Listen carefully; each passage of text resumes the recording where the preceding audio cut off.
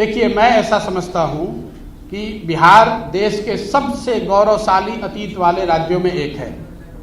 जिस राज्य से गौतम बुद्ध, जैन, महावीर, चाणक्य, चंद्रगुप्त, अशोक यहाँ से निकले हैं, उस राज्य में स्थिति आज ये है कि शिक्षा व्यवस्था ध्वस्त है, हेल्थ ध्वस्त है, रोजगार का कोई संभावना नहीं है। और जैसा मैंने आपको बताया कि 30 साल के दोनों बड़े नेताओं के प्रयास के बावजूद बिहार आज देश में सबसे निचले स्थान पर है।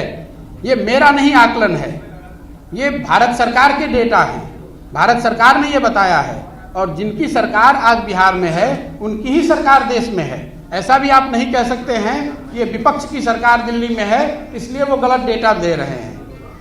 अब नीतीश जी से मैंने एक कोई प्रेस वार्ता उनकी देखी, नीति आयोग पर कुछ लोगों ने सवाल पूछा तो उन्होंने कहा अरे इनको कुछ पता है।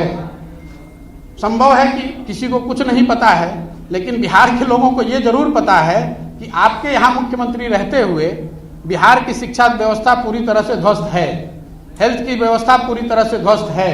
बिहार के हजारों लाखों लड़के यहाँ से बाहर जाकर सबसे कठिन और दुरूह परिस्थितियों में काम करने के लिए मजबूर हैं।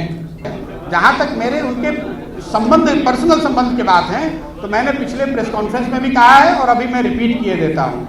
जितने दिन मैं और नीतीश जी साथ में थे, हमारा रिलेशन पिता पुत्र तुल्य ही था।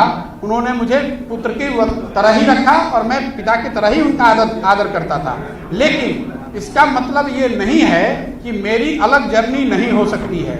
इसका मतलब ये नहीं है कि मैं उनसे अलग विचारधारा या अलग सोच नहीं रख सकता हूँ। आपने देखा मैं जदयू में था और सीए एनआरसी के मुद्दे पे मुझे हटाया गया और पब्लिक डोमेन में ये बात है। मैं नीतीश जी से मिलने आया तो नीतीश जी ने मुझे फिर से आश्वस्त उस मीटिंग में करा कि मैं बिहार में ये लागू नहीं करूंगा।